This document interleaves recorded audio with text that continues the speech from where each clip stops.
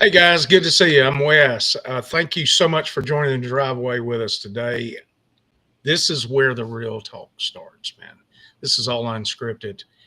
This is all where it happens. There's no nonsense here. And you are the crew today. You are here to help out. So kick back, drop a comment, hit share, and let's see where this conversation goes. We're talking about Epstein and Antifa today.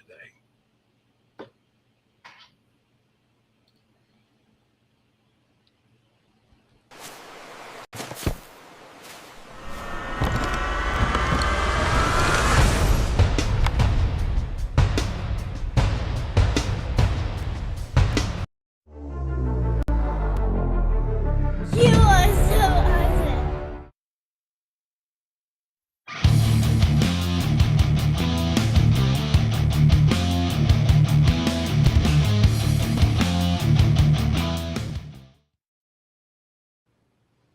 Hey guys, welcome to the Driveway Liberty Podcast. I am Wes, and this is my good buddy on this side, Dan. What's up, Dan? How you doing, brother?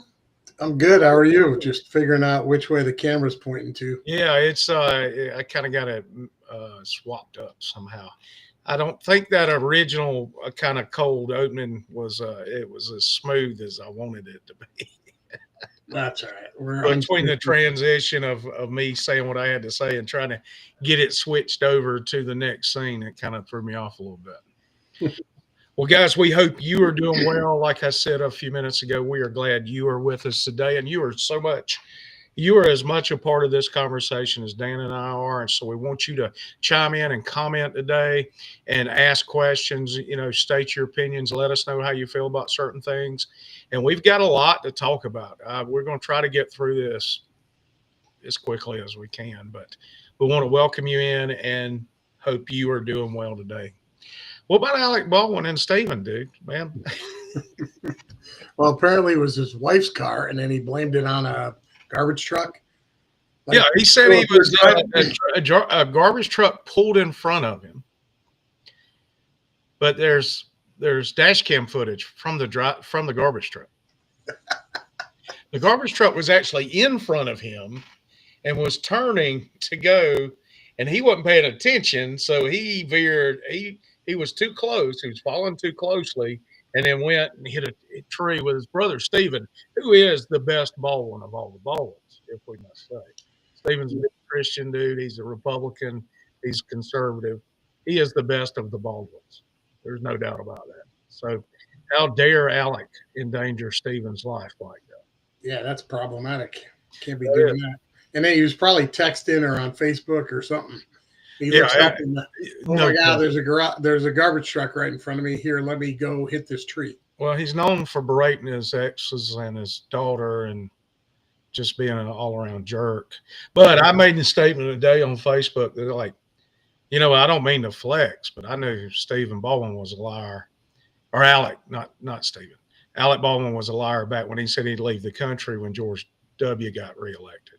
So he's been telling lies at least since that, probably way before. Well, yeah, once a liar, always a liar, usually. Hey guys, we want you to be sure to stick around because we will be dropping some info on Antifa and Epstein in a little while. First, we got a couple of things that we think you need to be aware of. And the first thing is that they have admitted that they've allowed illegals to vote. Watch this. It's done. A packed room at the St. Paul Armory erupted after the governor's signature made driver's license for all the law of the land. So we give driver's licenses to anyone here. You don't have to be a citizen. So if someone comes in, they register, they have the driver's license, but they have an incorrect social or no social or whatever. But if they walk in to vote with their driver's license, does that make them all of a sudden now okay? Madam Chair, so the designation on the roster for someone whose registration had been incomplete, if they present the election judge with that acceptable identification document, that would clear the challenge from the roster and they would be permitted to cast a ballot. Okay, there's your problem potentially. So thank you. I told you so. Just doesn't quite say it.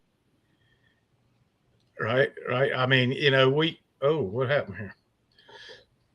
We already knew that's what was up. I mean, they lied about it. They said that wasn't the case. But when you give an illegal's driver's license, and that's the only standard you need, and it's the same in Florida. If you go in Florida with a driver's license and you don't know if you're registered, and you tell people you're registered, they'll give you a provisional ballot and allow you to cast a vote. And it doesn't seem right to me, Dan. What do you think, buddy? It's the safest elections. Didn't they say that in 2020, the most secure election ever? Yeah, for them. Unreal. I mean, what frustrates me more than anything, and it's now become a position I'm holding firm, is whenever you get evidence of something like this, and it's not just this, it's multiple other things like we'll talk about later with Antifa, that where you bring this up as maybe a slippery slope argument or whatever it is, and they immediately attack you, try to put you on the Oh, you're defensive. racist. Yeah, it's 100% means it's 100% true. It means that's either happening and they don't want you to know about it, or it's going to happen. Yeah. So now we've got people getting licenses in many states. So that was Minnesota, right? California, they've been able to get licenses in New York for a while. They've been doing it for a while. If you're wondering what I'm doing, I'm not ignoring Dan. I am sharing the broadcast just like you should be right now. I'm telling my friends that we are on live right now. And you can watch us on Rumble or YouTube. And, if you have the YouTube app, you can actually go back and rewatch the broadcast right there on YouTube on your television. See my big, beautiful, fuzzy mug and Dan's really cool hair, and right there on YouTube. So be sure to check us out there, man. I'm sharing in some groups here. Well, did you see how excited the crowd was? I mean, what's wrong with these people? That was the crowd that's getting to vote in a country that they're not citizens of. That's what's up. There's nothing wrong with it. There's nothing. That whole room was not filled with illegals. So, I looked into moving to Mexico years ago, back in actually April, and I had said if Hillary Clinton got elected, we would move out of the country. So I started looking at the best places for Americans to expatriate to. Mexico was on the list. Low cost of living, money goes a long way down there. And you cannot, if you are not a natural born citizen of Mexico, you can't own property. You have to buy property through a proxy, let alone vote. They're not going to allow you to vote if they're not going to allow you to own property. So you actually have to But we're hire. the racists and xenophobes here in the United States. Right. Exactly. We are horrible, horrible humans, Dan, and don't you ever forget that right this moment. So it's There's so many examples of the, I don't know. I stopped calling them Republicans and Democrats because it doesn't really fit anymore. I guess you could say leftists, communists, socialists, whatever insane group of people want to destabilize the United States to the point where, we talked about this kind of off the air, to the point where they can remake it in the country they want. And I've said this on many shows, I still believe deep down that the powers that be in the world, global government, call it whatever you want to, the elite of the world want every country to be destabilized to the point where they're kind of level. right. So they can roll in a UN type global governance where you have kind of a faux sovereignty, but you have to, kind of like the European Union. Yeah, they're individual countries, but there's a whole bunch of laws that govern how they their commerce and Globalism. how they vote, a whole bunch of other stuff. Yeah. So it's really like loosely, yeah, you're your own country, but Well, you end up being more like a state. You're sovereign to a United Nations style government that tells everybody what to do. And that was the movement. That's what the United Nations have tried to do. mm-hmm. They're trying to tell us, well, you guys can't own guns and you must socialize health care and you must do this and you must do that if you're going to be a part of this. Well, bitch, we fund you. Don't tell us what we're going to do. We gave more money to the United Nations than any other country. But when you've got a lot of these third world countries voting members of the United Nations, they're going to vote your money to them every damn chance they get. We give, USAID, and the stuff that Doge kind of pointed out. We are funding our own demise. They are taking this money, billions of dollars that were given to these foreign NGOs, and that money is being used to just destabilize us. It's being used to turn us into a no longer a superpower.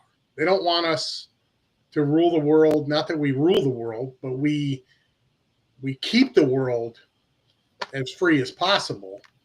But I don't know. This kind of stuff makes me nuts because I can't. There's literally people who live on our street that want this type of situation to happen. No, you're absolutely right. They won't. They love government, Dan. They absolutely do. Why this is so relevant today is because the Supreme Court, as we are speaking, are hearing arguments related to voting. They're hearing arguments related to the Supreme Court. Redistricting, how districts are laid out, versus race.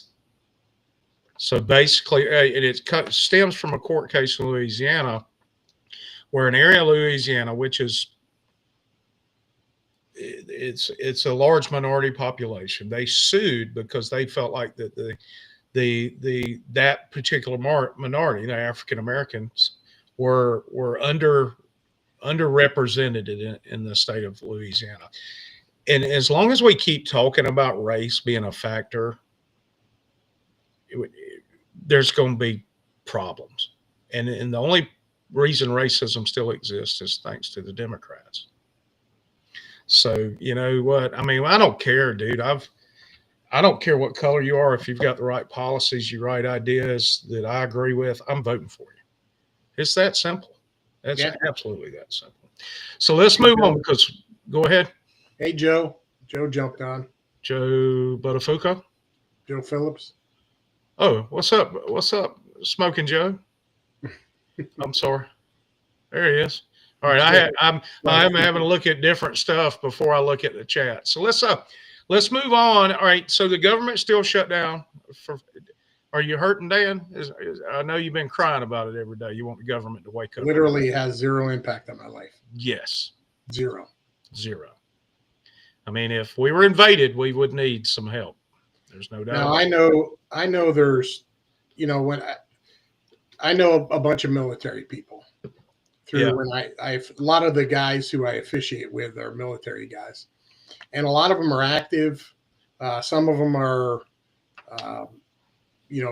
civilian contractors after they served, and a lot of them are impacted. So, I mean, a lot of them are not getting paid. Right. Now, the USAA will pay them for a certain amount of time in some cases, kind of front them the money. Yeah. Until they'll give them 0% loans, I believe is what. But they always, they're members, every one of them, they've always gotten pay eventually, back pay. But for those of them who are where it's tight and they're living paycheck to paycheck, it's an issue for them. It absolutely is. And I tell you, E1s and E2s that barely, I mean, they make less than minimum wage. And I mean, I don't know what the current pay scale is, but I remember back in the day, if you're a private first class, you might be lucky to make $700 a month. Now, they gave you housing and they fed you, but cash money, about $700. Hey, Heather. Thank you guys so much for joining. Be sure to chime in and ask questions as we go. We are probably going to be painting a target on our back here in a little bit when we get into talking about Antifa, especially, and talking a little bit about Epstein. One of the things that we want to do going forward with this podcast is give you fuel as a liberty-loving conservative to be able to debate from a point of logic and education. Not saying that we know everything at all, but what I've done this week is I've gotten in a couple of Facebook arguments, which I said I wouldn't last week, which is funny.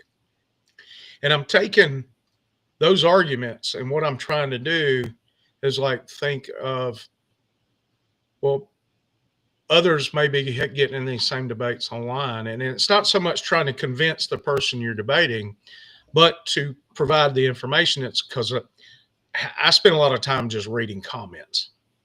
So there are a lot of people that will read those comments and then they will form opinions or be swayed one way or another based on how that debate went. So what we're trying to do today and hopefully going forward is provide you with information that we've gotten from our own experiences that will help you understand the issues a little better. We've tried our best to be as factual as possible in the information at our disposal and to give you some ammunition, some tools in your box to help you. So you're part of the elite. You're part of this group. You're part of this crew, and that's important to us, and that's how we're going to get these messages out going forward. So government shutdown. I'm sorry, I got sidetracked a little bit. It's not just a battle in the legislature, but it's a battle in the media to get the message out. And for the first time in a long time, the left is really losing a media battle. Because you're not because they're forcing the shutdown because they want illegals. We're about to show you exactly what some of the things they're asking for. It's insane. It is. Watch this.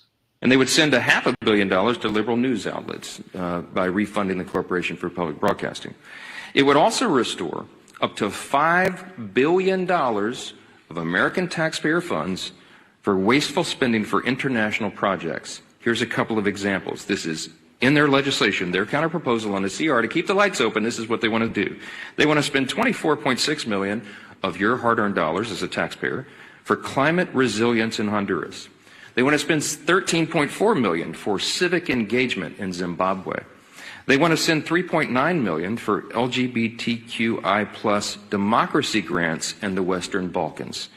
They want to spend $2.9 million of your dollars for desert locust risk reduction in the Horn of Africa, and $2 million for, quote, organizing for feminist democratic principles in Africa. We are not doing that.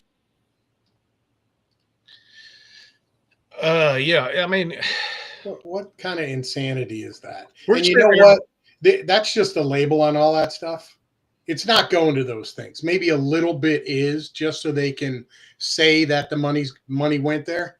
But this is all the stuff that Doge found, the NGOs, where they take that money, they launder it through a bunch of other places, and then it comes back to funding. Who the hell knows? I mean, all the stuff that we don't want funded. It's insane. Oh, it's absolutely insane. You know what I'm reminded of? All right, so I assume you watched a little South Park back in the day. I did. And there was the little kid, the Ethiopian kid that the kids sent money to, and Sally Struthers was there. And she was as big as I am, sitting in a hut filled with candy bars and all kinds of snacks, walking out to film with all these starving children. And that's really what happens when we sit aid over there. One of the many papers I wrote when I was working on my degree was on what happens to U.S. aid when we try to feed the hungry. And it happened in Haiti with the Clinton Foundation. Oh, yeah, absolutely. But most of it, what happens is a dictator, or in a lot of these places, they're theocracies. They're run by Muslim dictators, or religious imaams or imams or whatever they call them. And what happens is that money comes in, and it's got to come in somewhere.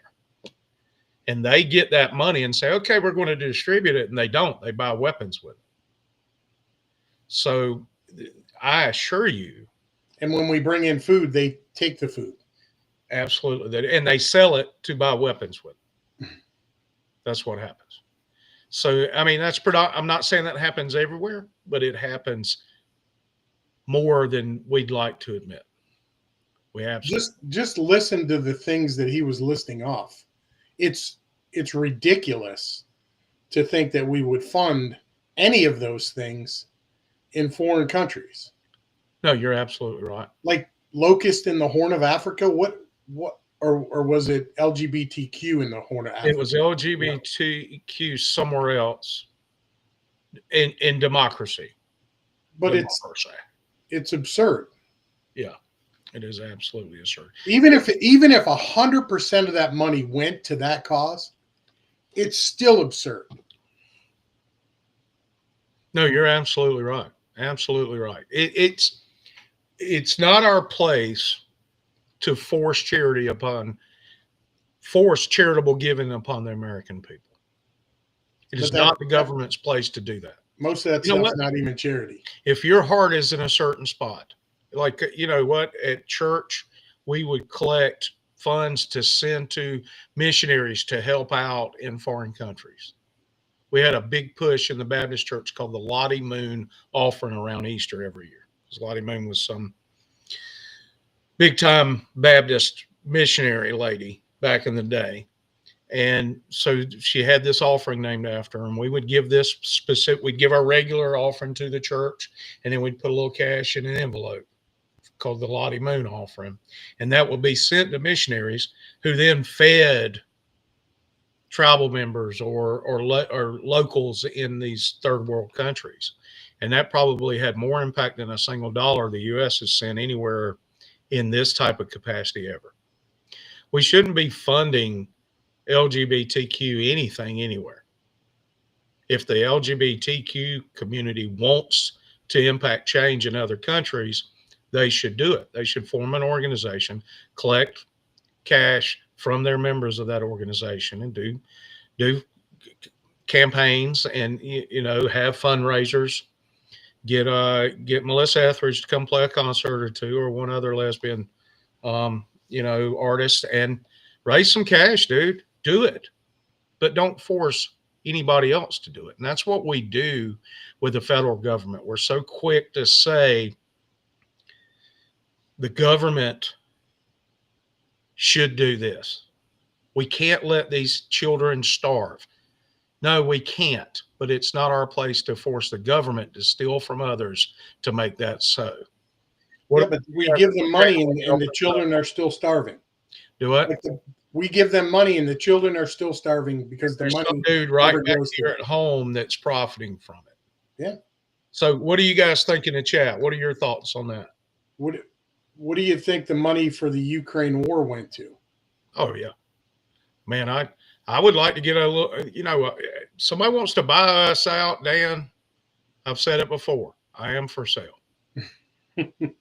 I am You say definitely. it every time you're on stage, too. I do. Absolutely. I am absolutely for sale. I have a dollar limit. I mean, I've got a dollar figure in mind though. So, corruption, you're absolutely right, Heather. Absolutely right.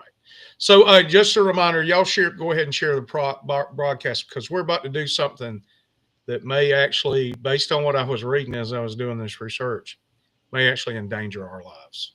So y'all be sure to send donations to Smoking Joe Nation. There you go, Joe. We're about to get into two topics here in a minute. Before that, I want to revisit a news story that we talked about. I think it was during our broadcast with Representative Shane Abbott a few weeks ago. But y'all remember the gubernatorial candidate that had the meltdown on the show because she didn't want to answer the questions. Well, let me tell you, she's having a little bit of a... She's a peach. She is a peach. She says she regrets. She has expressed regrets for tense exchanges with that reporter and berating a staffer. This lady's batshit crazy, dude. Yeah, and she's just a horrible human being. You could just tell by the way she responded to those questions, her demeanor, her attitude. And I've seen her in other situations, and she's just a horrible human being. Absolutely. Like, if anybody votes for this lady, you must be related, or you're not paying attention, because I wouldn't want her running anything. She's garbage. She's a terrible person. She is the worst kind of people. Yeah. And she's entitled. They talk about the entitled right and how, or the rich are entitled or whatever. This lady is entitled. She feels like she should be treated a certain way because of who she is. You talk about privilege or expectation of privilege, at least. I mean, that's something to think about. Well, so go ahead, brother. I'm sorry. I just said I wouldn't pee on her if she was on fire. So, well, that's not very nice. Not very nice at all. I might throw some water on her, but I wouldn't pee on her. So before we get into this next topic, let's discuss a little bit about why it's important that we're talking about it. First off, Trump has just labeled Antifa as a domestic terror organization. A foreign terror organization also. He did well, that. And given their history as an organization, they do have loose ties to a foreign version of Antifa. They claim that that's where their roots are. But, you all right, Dan? I saw your girl. Yeah. So when we get into this, what we want to do, we want to try to be fair-minded. But the narrative now that Trump has labeled them as a terror organization is that they're not a real organization. Watch this. There's no Antifa. This is an entirely imaginary organization. There is not an Antifa. Like, I don't even know what Antifa is. There is no group. It's not even like far-right groups like the Proud Boys and Oath Keepers. Compared to right-wing extremists, Antifa-linked violence is rare and limited. It isn't an organization. It is in many ways mythology. It's not like the Proud Boys or the Oath Keepers, sort of defined terrorist organizations with leadership that leads violence. It's not a highly organized movement. It's a moniker. It's not a unified group like the Proud Boys are. Things like Antifa are things that are thought up. It's all in this guise of going after Antifa, which is nothing. There's no organization called Antifa. Nobody's a member of Antifa because it doesn't exist. They are just declaring into existence something that doesn't exist. There is no Antifa organization, so maybe that's good for social media, but it really is non-existent. They exist on the internet in chat rooms and in 4chan and Discord and places like that, where they run discussion boards, trade tactics, documents, things like that. But none of them are called Antifa. So before we get into diving deep in this, they're so dishonest. It's well, there is an ounce, a small slither of an ounce of truth in here. And you know what? All lie has to be is give an ounce of truth, and it seems legit. And that's what they're doing right here. They are being disingenuous, but it's a narrative. And we could go in, and we've done it before, about how the media is so dishonest, and they all carry these same lies, and it's talking points that's disseminated from on high of the Mount Lefty to get them to perpetuate this information. This is where they're correct. So I want to, like I said, I want us to be intellectually honest on this show. There is no national Antifa organization. There's not a single organization that is out there that's collecting fund and funneling it out and telling Portland what they should be doing, or New York or Atlanta or anything like that. However, they do communicate. They communicate in hidden chat rooms, in 4chan, like one of those guys said. They communicate on Reddit boards, Discord servers, and things of that nature. Now, let's talk about exactly what Antifa is. So Antifa is an informal network of far-left activists who organize independently to confront or disrupt people in groups they label as fascist, often using aggressive protest tactics and rejecting traditional political or law enforcement channels. And I just need to, I got this little quote in here: the truth is the least profitable product in the newsroom, by the way. So what they are a loose organization, not much different than the KKK, not much different than a lot of these separate white supremacy networks.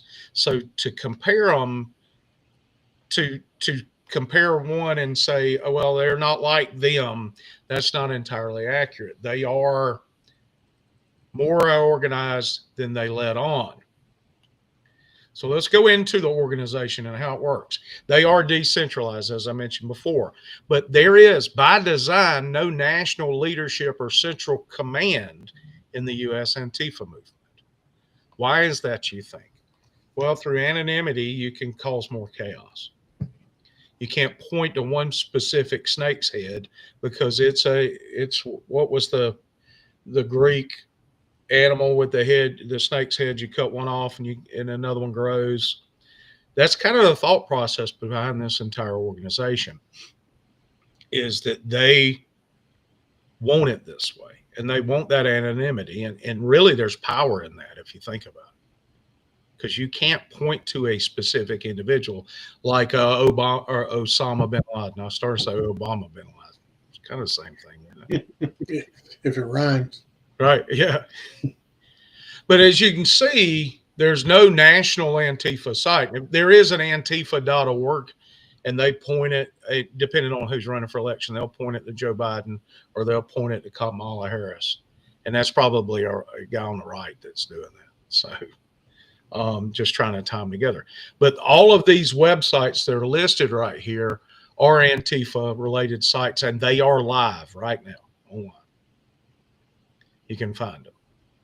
And then you can also go to Torch, and you can find some of the defunct ones. But anonymity and uptime don't get along. So you'll see these. No, they jump around so that you can't pin them down. And they can keep saying things like that montage that Antifa doesn't exist, because they're lying through, kind of not omission, but partial omission. Right. So they're and this isn't new. The The left has done this forever in a lot of different situations. Whenever they know they're wrong and they have a situation, they touch on the edge where they can say something that has tiny little fraction of truth in it, but it doesn't make the question or the accusation not be truthful. So there is no Antifa. That's absolutely 100% false. Right, absolutely. And this is it's a strategy. It's a purposeful strategy. Sure. And the group that we just showed saying, "Oh, well, there is no Antifa. It's an idea. It's a figment." Yeah, it's a faceless enemy is what it is. Yeah. However, they got freaking flags and logos and the whole 9 yards. They got flags, logos, merch. And guess what they are? They're fascists. They literally use fascist tactics in the name of fighting fascism. The problem is what they're fighting isn't fascism. Well, you could go out and you could do a Google search for what is Antifa. How would you describe Antifa? And it's going to give you this leftist definition of, well, they are a group that are vehemently opposed to anti-fascism. Well, is anybody in the world, especially given what happened with Hitler, for being fascist? I didn't mean to go to points of funding yet. Sorry. I mean, is anybody in favor of that? No. And no. I mean, I'm sure there's some white supremacy or skinhead groups that may actually be in favor of that, but they are extreme right and they're an extreme minority. Well, if they really wanted to fight fascism, they can go to an actual fascist country and fight it there. But if they went there, they'd all be killed immediately. Well, and looking back at the history pre-Portland, pre the Rose City Antifa, which is the originator of the modern Antifa movement, which I think was October 2018, if I recall correctly.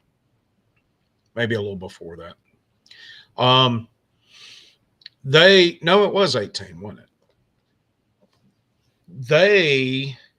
The original movement was these groups would show up to these KKK rallies and stuff like that, which I'm not opposed to. No. But they probably got their ass whooped. Yeah, probably. And realized, okay, well, we can't do anything here. And they still take part of that. And that's the ARCA movement, which is kind of a movement that started in the punk scene where they started following around the punk bands and stuff like that to keep the white supremacists out of those particular circles. But they were anarchists.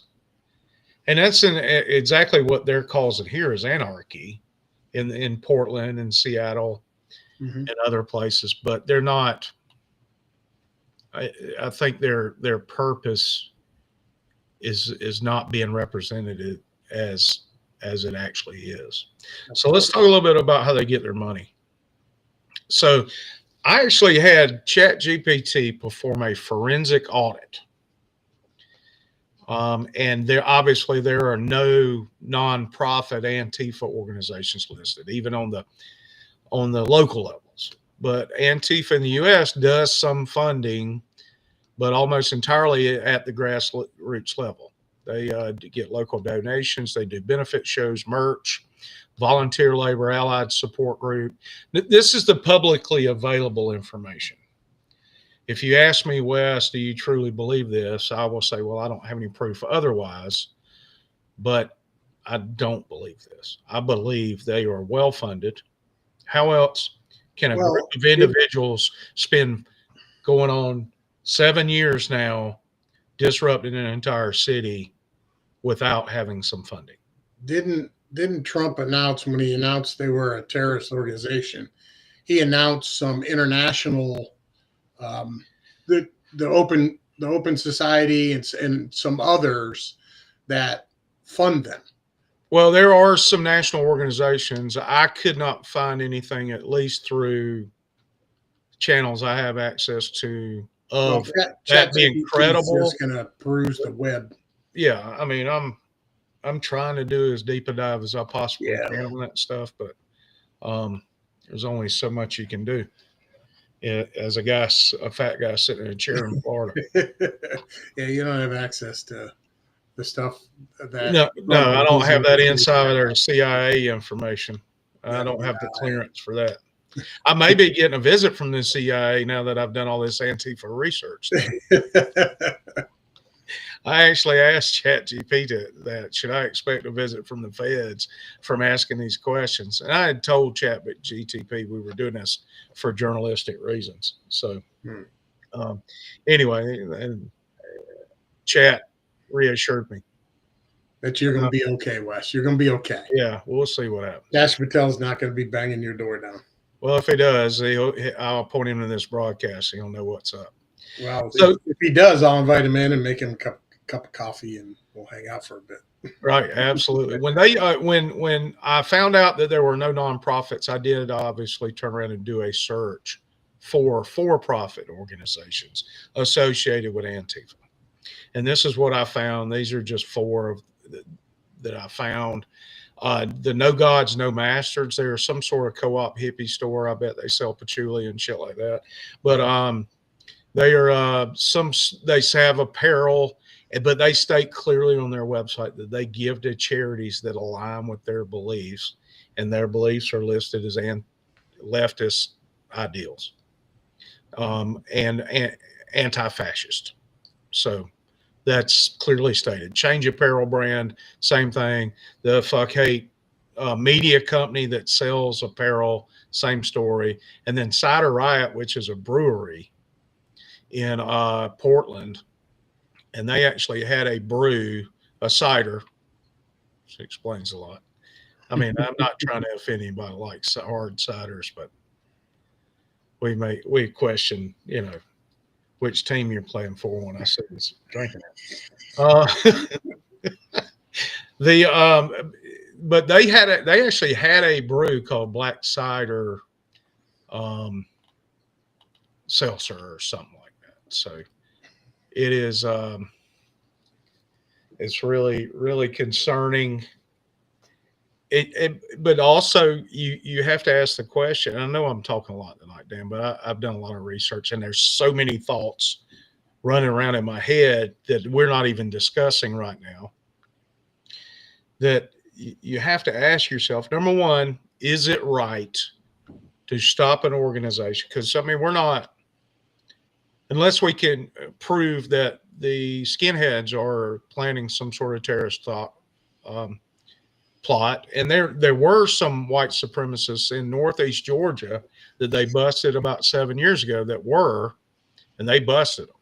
They infiltrated them. They had an FBI agent undercover with them and all of that. But unless you can prove that, do we allow them to continue if they're not being disruptive to society? Well, they are. They're in Chicago, they're in Portland, and they are 100% disruptive to society. They're attacking ICE officers. I heard today one of them ran a vehicle into a ICE vehicle where there was officers around. I asked you this earlier today. Yeah, you did. If Al-Qaeda was in a vehicle and they rammed it into a bunch of federal officers, how many bullet holes do you think would be in that vehicle? Oh, a bunch. Thousands. A bunch. A whole bunch. If Antifa is the foreign terrorist organization they have designated them, why aren't they stopping them? I mean, you're asking the good questions, Dan. There's no doubt. Is it just, and this is the part that frustrates me, is it just, talk? We're talking tough, but when it comes right down to it, there's no meat behind it. I mean, if you're talking Antifa is a domestic foreign terrorist organization, they're just like Al-Qaeda. Why would you treat them any differently? Yeah. Well, I mean, if that's the way no different than the drug smugglers on the boats coming across the Gulf. And if they're not, why did you say they were? No, you're preaching to the choir, brother. I think they are, and I think they should be dealt with. Yep. This shit would go away fast if you plugged a few of them. Right. When they went after, they threw a brick at an ICE officer, and the ICE officer turned around and deadly weapon one way, deadly weapon the other way, and somebody falls over, and that's it. This crap would stop quick. Yeah, Gordon, who was on the cast just last week, ladies and Hey, gentlemen. Gordon. He said, well, USAID is gone. They got to be getting money from somewhere. Sure. Yeah. Well, Trump said it. It's coming from multiple Soros and other foreign dollars. That's what I was alluding to earlier. They are, while they may not have a national head or a home office or a headquarters, they've been in operation too long, too consistently, to not be with too many resources. Too many resources, weapons, well organized, planned. They know where to go, when to be there. Well, that's what I'm saying. They're communicating in these channels via Telegram, via Discord. Is Telegram still a thing? I hadn't used it in forever. Yeah, it is. They're using these avenues, these anonymous avenues. WhatsApp, I guess, would be one. What was the other one? Snapchat. Some of these others, where they could actually communicate, they can organize. And when I say I looked into this, and I've got a lot of stuff running around my mind that we're not talking about, maybe we'll dive in another cast sometime. One of the things they're doing from an organization standpoint, it's almost like, all right, yeah, I mentioned that I'm a Mason. I'm a Freemason. Freemasons don't recruit. If you have any interest in what's going on there, you actually go to them. And matter of fact, their slogan is to be one, ask one. Well, when I saw this, I'm like, man, this is not saying the Masons is a terrorist organization. I assure you they're not. But what I'm saying is, far as secret societies go, their initiation and how to get in is very similar to that. You have to seek them out and find them. And they'll post flyers in Portland. Like, hey, if you're interested in joining, and then they will vet you and they'll bring you in. The real question is, why do we not already have undercover FBI or Homeland Security agents in these organizations? I mean, if we can put 271 undercover on January 6th at the Capitol, can we drop one or two in these organizations out there? Well, the issue is the embedded bureaucracy in those agencies don't see Antifa as a threat. They're pro Antifa. They may not say it, but there's a lot of people that are embedded in these bureaucratic organizations that haven't been rooted out, that you change administration and these people stay there, and they don't see, they agree with what Antifa's doing. Yeah, they want anarchy. They can't say that, but you can look at it with the governors of both, Oregon and the mayor of Chicago. Illinois, and the mayor of Illinois. I mean, Chicago. They don't want to root out these organizations. No, they want to create interference for them. Yeah.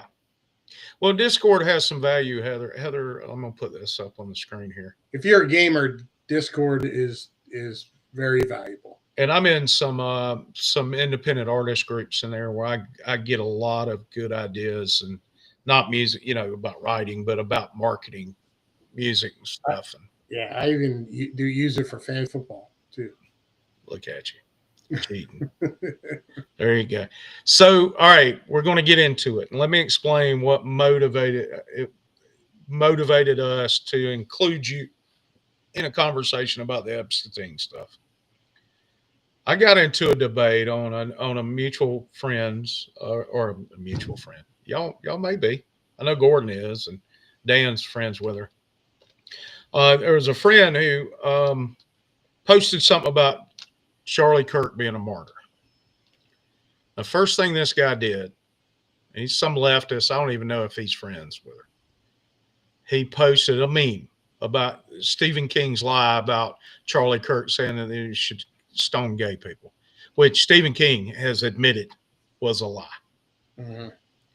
and he apologized for it, which doesn't take the lie back or the harm that's causing, or the people, the dumb, useless idiots that are running around posting the quote still, like this guy.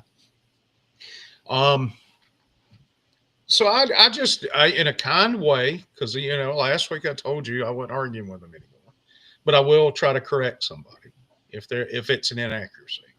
So I said, hey, dude, Stephen King admitted this was a lie. I didn't say I voted for Trump. I didn't even say where I stood ideologically. I could have been another flaming crazy ass lefty like he was and put that stuff. You know, that's what I could have been doing, just correcting him, saying, hey, get your facts straight. Was obviously this guy didn't care. Yeah, but lefties don't do that. They don't care about facts. No. They want to perpetuate this message.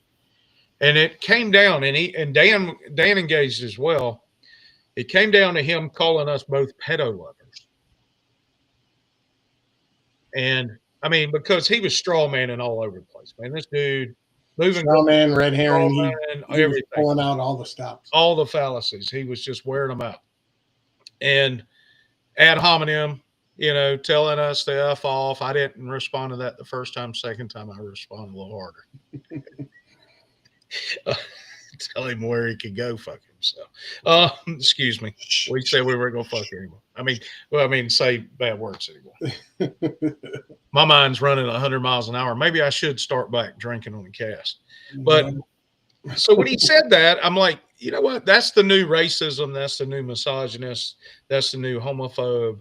That's the new slur that they are using to try to shut people down. Mm-hmm. I didn't engage with him any further because it was futile and useless to even engage with the guy. He wasn't listening to anything I had to say or reading. Oh, he just changed the subject onto something else. Yeah, as soon as you throw a meme up he's throwing something else there. But I got to thinking, you know, one of the things is accurate, and I've noticed with Republicans and conservatives, is that they are supporting the crap out of suppressing the Epstein files. And I don't know that that's necessarily, number one, the right approach, because if something terrible has happened to children or people not of age, we shouldn't care who it is. We should want them brought to justice, number one. 100%. Number two, I didn't feel like that all of the information was easily digestible with the Epstein case, because it's happened since 2018, 17-ish. So what I did is I asked Chat. I'm using ChatGPT. I'm cheating. I'm using AI to help us put together a timeline. So this one is through 2024.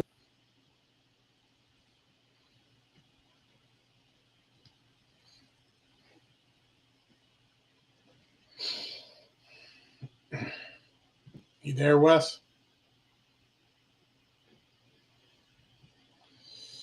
All right, Wes, I can't hear you. So the key events timeline. It's funny when you look at how ChatGPT does this. It's kind of like July 2019. Yeah, it makes some mistakes. That's what I get for getting them to create a graphic for me. Yeah, but yeah, he was arrested, death, conviction, Virgin Island case, 75 million. There's another. We were talking about this today. Another 290 million from JP Morgan, just for the victims in a separate civil case. Yeah. Witness testimony, special counsel named in 2023. Witness testimony again, Maria Farmer, and then there were some names released. Now, we were talking about that today, and I need to pull that back up while we're talking. Dan, speak to this a little bit while I try to pull up these names here. Well, one of the things that, you know, you if you're on the right, you end up trying to defend it. If you're on the left, it becomes your avenue of attack. When Trump was elected, and even when he was running, he said he was going to release everything. And then he wins the election, and, you know, his AG says she's got it on her desk and she's going to release everything. Well, I think a lot of that was mistakes on their part without understanding the entire situation, and then kind of a little bravado, we've got the smoking gun kind of mentality and we're going to release it all. Well, most of it's released in reality. The stuff that can be released, most of it is. The issue that they're running into is there's certain things that are grand jury testimony, and those are the things that the judges are blocking. And you have to understand, originally when I saw this, I'm like, released all the videos. I want all the audio tapes of everybody who was there interacted. I just wanted all this stuff out in the open. What I didn't think about was, you're talking about minors being involved.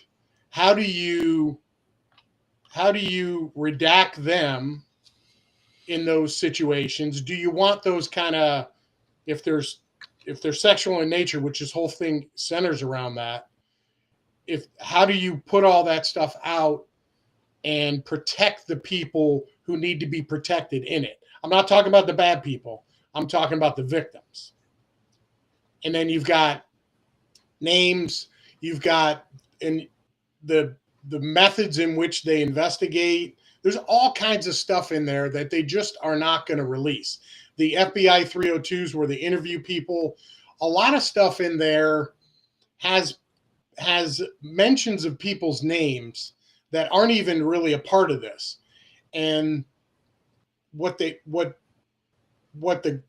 don't want to have happen is somebody's name mentioned next to Epstein, just in any way, shape, or form, mentioned in the same sentence.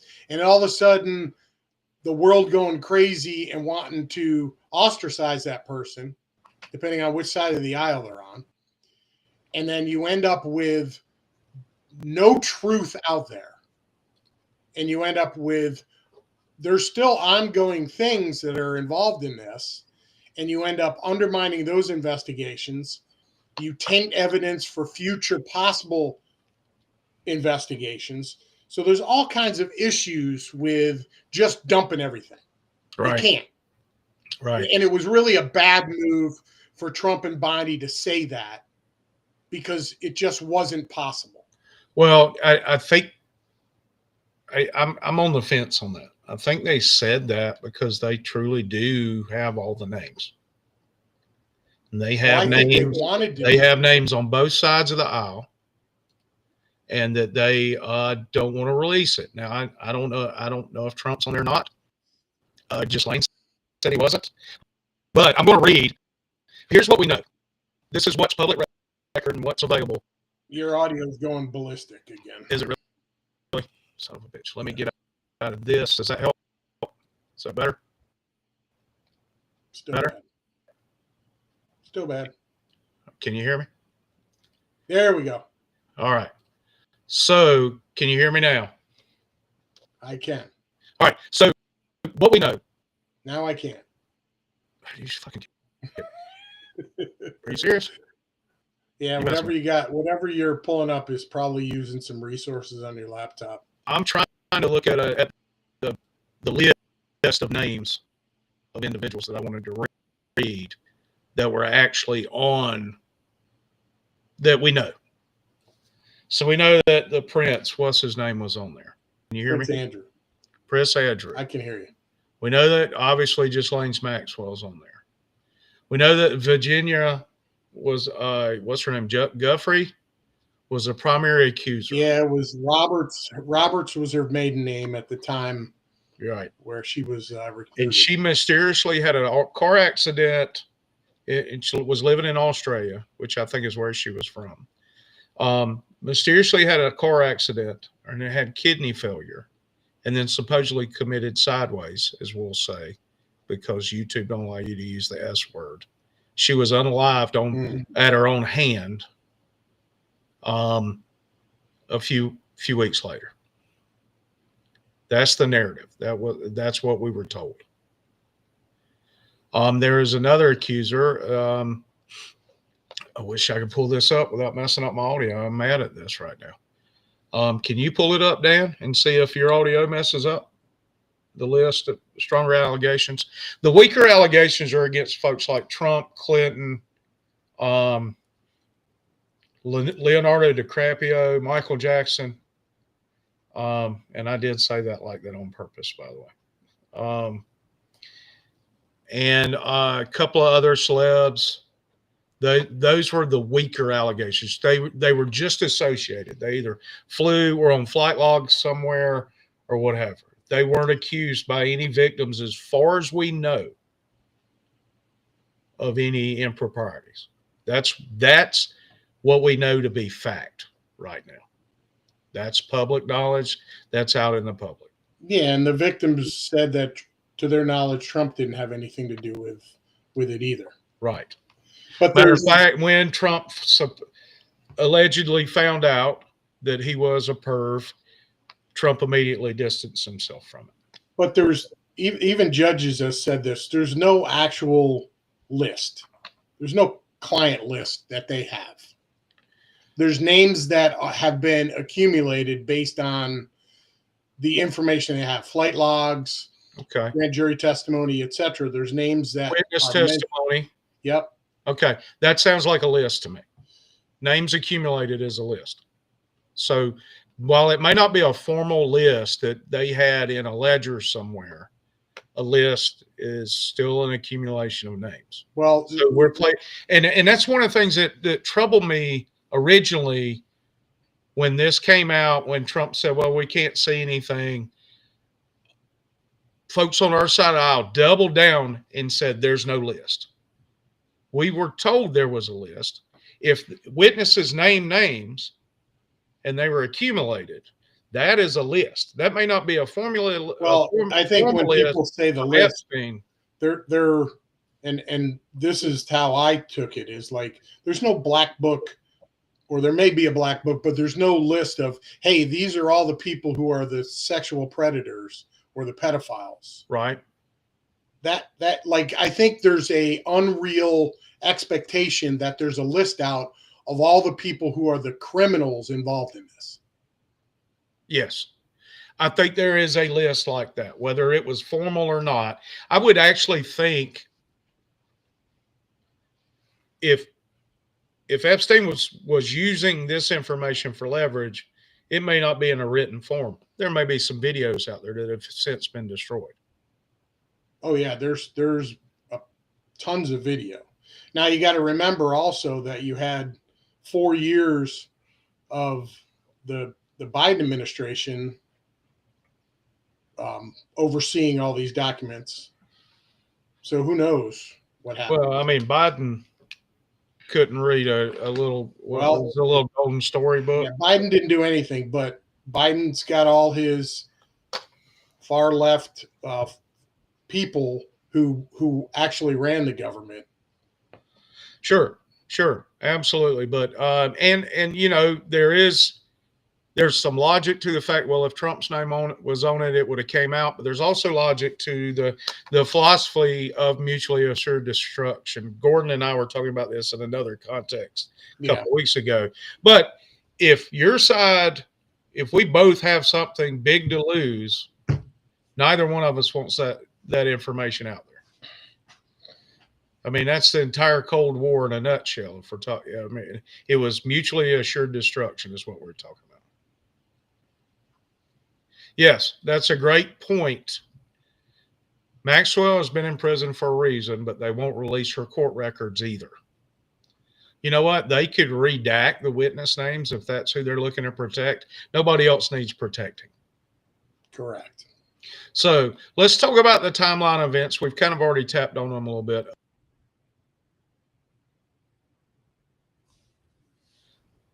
I tried a new feature where I actually took video off of some of this stuff, and I keep removing myself from it.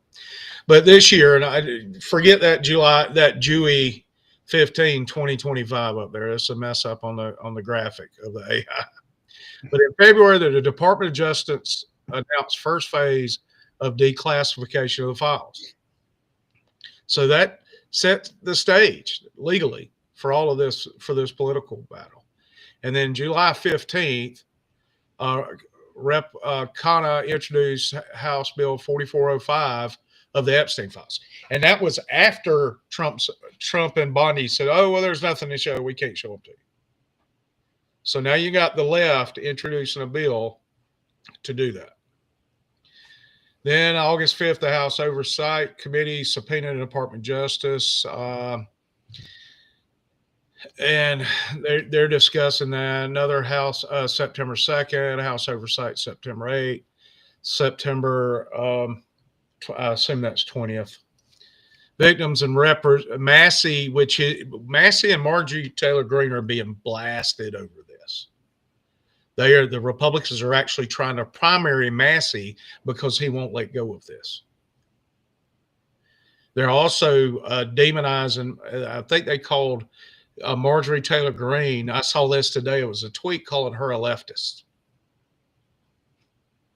Now, if anybody in that entire house up there is a leftist, it's not Marjorie Taylor Greene. No, not even close. So the smear campaigns against these two particular representatives gives me great concern as to whose name is actually listed in those documents, whether it's a formal list or not. Now, somebody brought up, I think it was Joe, thought it was Epstein was a high-level operative. And I think it actually I saw something somewhere that actually said he was a Mossad agent or something like that. Yeah, I've heard that too. And that could be very well the case. But Mossad or not, unless there are state secrets that are in these files that have been released or threats of those secrets being released, I see no reason. I mean, dude, you got to, and I hate to use this line, but nobody is above the arm of the law. 100%. And when it comes to children, there should be no question, no state secret enough, no billionaire strong enough with that kind of power and authority to prevent or to escape justice on something like this. 100%. And you know how I feel about pedophiles.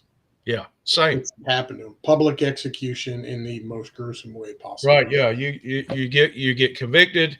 You got 30 days for a solid appeal, and then you're done. That's the way I feel about it.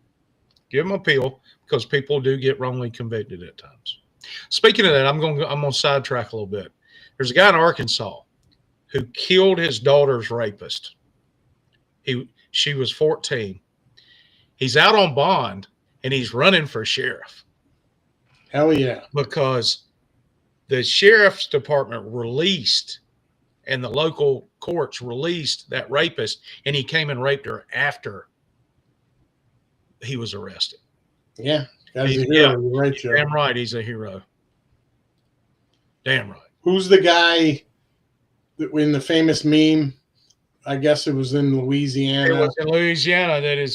I think it was the karate instructor molested his son, and he shot him on the airport. Oh man, he's coming out of the airport, and he was right there pretending to be on the phone. Turn around, and they let him go. Press charges. They let him go, and they should have let him go. Yeah, absolutely. Yep. So what we know to date is, and Bill and Hillary are kind of delaying oversight depositions. They're trying to get out of it. It is truly against good and evil, Heather. You're 100% right, Heather. And that's the issue is there's people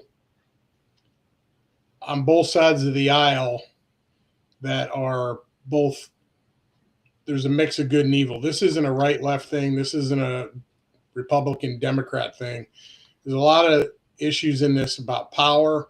The whole Epstein thing is whether his was an influence scheme, that's how it started, and he used it to manipulate, to gain power, to blackmail people, etc. That's one thing, but to use underage children to do it, like there's no punishment off the board for that. And I think Maxwell, if all this stuff is true and she's convicted of trafficking underage females, I'm not sure 20 years is anywhere close to enough. No, it's not. And I don't know why she's still breathing. Right. Here's an avenue that you're not hearing mentioned. Now, J.P. Morgan has already lost this lawsuit, $75 million to the U.S. Virgin Islands, because they were laundering payments through Epstein's accounts. $290 million to the victims. Well, all of their financial records are available for subpoena. So rather than going after Hillary Clinton or rather after Trump or anybody else, subpoena those records and see who paid Epstein. Wes, I think this thing is like so many other things where it's being used as a political tool. And that's so many things that all of us are confused how justice isn't being done. And this is just one of them. There's a million of them across the board, how people never are held accountable because they're political weapons. And if you hold these people accountable, they no longer become political weapons. Why don't we solve problems as a federal government? Because for the longest time, abortion was the thing that Republicans ran on. That was how they got votes. Right. And they were never really interested in solving that problem. They just wanted to sound like they wanted to solve the problem so they could raise money. The same thing with repealing Obamacare. Yeah, 100%. 100%. And I believe deep down, and it saddens me to say it, that this whole Epstein situation is just another avenue of we're never going to have accountability because it is a tool for both sides. Yep. And you're probably right where the people who are involved, because there's some incidental things where people hitch rides, your name's in a flight log, and you have nothing to do with any of this stuff. There's those situations out there, and it's easily proven if that's the case. If you have all this video on Epstein Island of all these people doing this stuff and all these people coming and going, and you've got blackmail information, you could absolutely rule out those people whose name are on a list or whatever you want to call it that are truly innocent and just hitched a ride. Because I guess it's a thing. People who are rich, like they share plane rides from time to time. I guess that's a thing. Yeah. So there's some incidental names mentioned in the same name as Epstein that people are truly innocent. I think if you have all of this video evidence, all of these witness testimony, you could easily rule those people out. I think the real problem is the people who are guilty and are involved are all people that are in positions of power, and there's no fucking way they're going to let all that stuff out. Pardon my French. No, you're absolutely right. And that is where we're at. The sad thing is Trump may not be involved, but there may be some people around him who are. And I don't want to speculate the fact that Trump would protect the pedophile because that doesn't make him any better. I mean, if that's the case, he's not any better. No, and they all need to burn in hell. Yes, absolutely, they do. Quickly, like expeditiously. Yeah, absolutely. So I want to let's go with one thought for everybody to think about this week. Racism will end when Democrats stop using it as a political weapon. Number one. And then, let me get this back up here, man. I should have.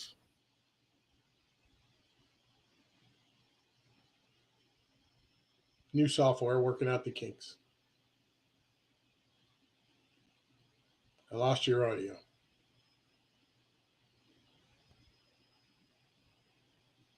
Can't hear you, Wes. I don't know why. There you are. There you are. Okay. Holy cow, man. We hadn't had these problems in the past. No. We've got a lot of assets, videos, and otherwise in here this week, so maybe that's slowing things down. Yeah. I put in the chat a little bit of homework for us all.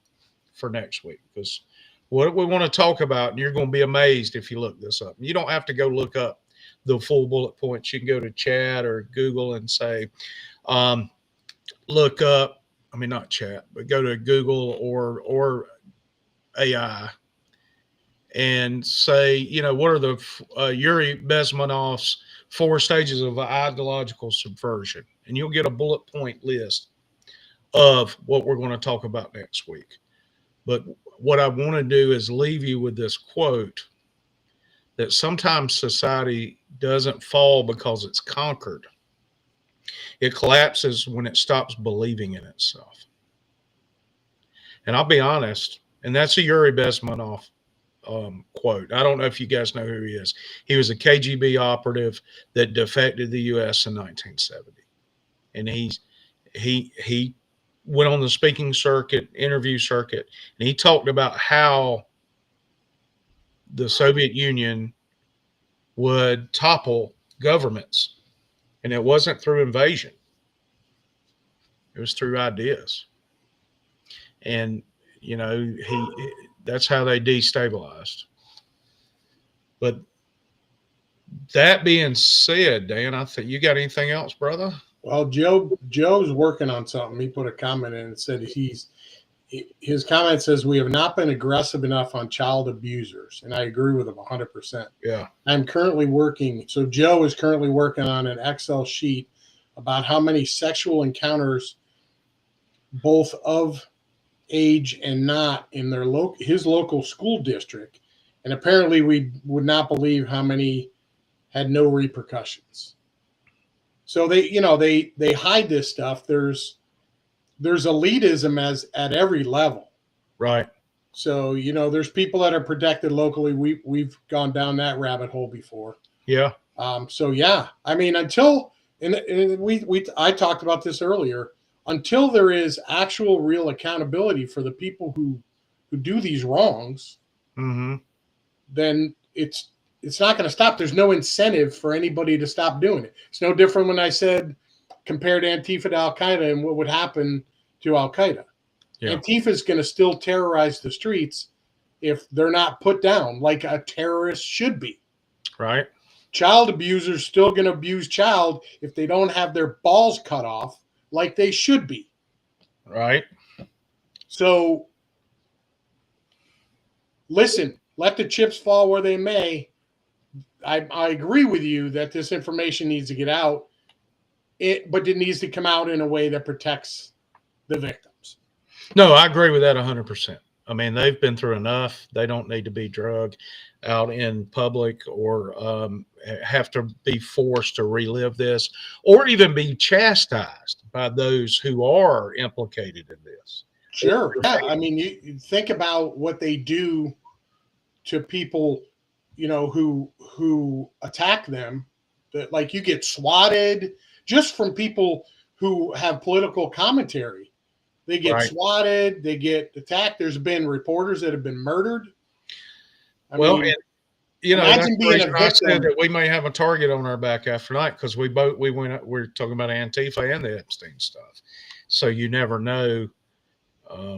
And Heather brings up a good point that we've talked about, and we talked about it with, I think we even talked about this with Matt Gaetz, if I remember correctly. So she said it's starting to feel, and it's not starting, it's been this way for a long time. Yeah. That in order to climb the political steps, you must first do certain things. If everyone has done the same things, who's going to tell on the other side? You're 100% correct. It's like joining a fraternity. You get compromised or you get bribed. Right. Or a combination of both. So that your hand's in the cookie jar. They have proof you did it, so you have to go along. And that's why you see strong political idealist people get elected, and they go in and they become a shell of what they got elected for, and they become a Dan Crenshaw. Right. And there's countless examples of that. Well, you see that. You wonder, like, well, this guy was a bulldog when he was running. What happened? Yep. And they get up there and they find out that somebody gets something on them. It's, what was it? The Gates said champagne hot tub parties. Yeah. Yeah. The whole honeypot thing is a real thing. Oh yeah. Where they send some insanely gorgeous woman in there to seduce you, and then they got it on camera, and then you're screwed. Or they do like they did in Godfather 2, or they kill the hooker in bed with you. You know, I mean, yeah. Well, you know, hopefully they're not. Let's hope that's not. We don't need to do that. No, all they need to do is be caught in the act. Well, yeah, because image is everything when you're in that type of office. I mean, that's everything. Yeah, Joe, isn't that crazy how Fetterman turned out to be the most sane Democrat? Right? I mean, yeah, that is crazy. And we made fun of the dude so hard when he started running. I mean, because he couldn't talk. He couldn't talk. He looked like he wasn't a truck. He was a truck driver, right? I don't know. Or electrician or something. He was a blue collar guy. But nothing wrong with that. No, nothing at all wrong with that. But we made fun of him, and he still will support the left on some things that I don't care for, but at least he's reasonable. Yeah. And that's something that we miss, dude. I saw a speech by JFK the other day that sounds like, it literally sounds like a modern day Republican speech. JFK would be a far right Republican in today's America. Oh, he'd be an extreme right wing terrorist. So that's what they'd label him right now. Yep. Yeah. So okay, yeah. So he was a mechanic. Yeah. Yeah, and you're right, Joe. The stroke rewired him, I think. Maybe. And once he relearned some of those, normal everyday ability to speak and those kind of things, he's been fairly reasonable. What I like about Fetterman is he's like my spirit representative, because I'd be the guy in the hoodies in Congress too. I'd be wearing cut-off sweat shorts and flip-flops and all of that. I mean, that's part of that Florida man thing though, right? You know, you just don't care. 100%. Maybe dress up with a Columbia button down, something like that. Yeah. But, well, Heather, if you look past the law, castrating, who did that? A state just passed a law, castrate, like physically or chemically? Because I know chemical castration was part of it. And if we're being honest, the majority of, well, I don't know, a lot of sex offenders are women as well. I mean, that was a stat I saw recently. So much misinformation. You got to dig so deep to find accurate information. Yeah, and you still don't even know if it's accurate. I mean, it's terrible, the stuff that's out there. So, guys, thank you so much for coming and hanging out with us tonight. You are an essential part of this show. Your comments help us when we have brain farts like I had a lot of tonight. That's a nice. A few more moving parts on the production side of thing that kind of threw me off a little bit. If you would like to support the cast, let us know. You can buy some coffee down there, or you can buy one of these Driveway Liberty shirts. If you're watching on your phone, I know the QR code is kind of difficult to scan, but they are on sale, and I think they're even less than the $32.99 right now. I think there's a code in the site there. Well, go to your laptop or your desktop, pull up the show, and scan it from there. Scan it up. And with that being said, since yesterday was Charlie Kirk's birthday, I hope you guys don't mind. We're going to close out with my song, Sorry, Charlie, and we will see you next time on the Driveway Liberty podcast. Great song. Appreciate it, buddy.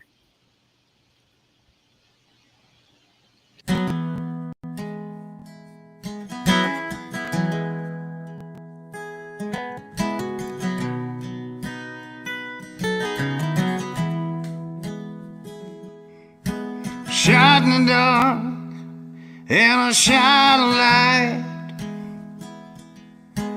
words cut deep, whether left or right. We spoke in truth, some spoke in lies, sifting through the ashes where our future hides. Scrolling through the wreckage of a world long gone, sorry, Charlie. Gotta get better, but we can't move on.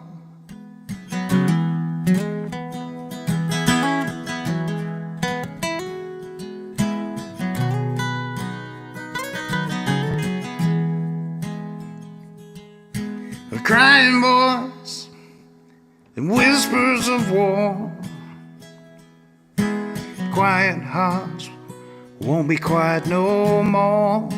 And the sun goes down, where does it end? Is freedom still in the hands of a friend? Scrolling through the wreckage of a world long gone. And I'm sorry, Charlie. Gotta get better, but we can't move on.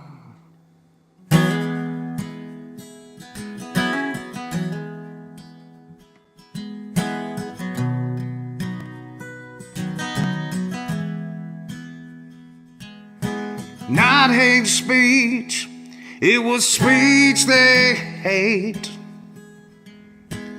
Buried every voice till it's far too late. Liberty's a vision fading out of view, but in that ruins, hope still breaks through. Crawling through the wreckage of a world long gone. And I'm sorry, Charlie. And I'm sorry, Charlie. Gotta get better, but I can't move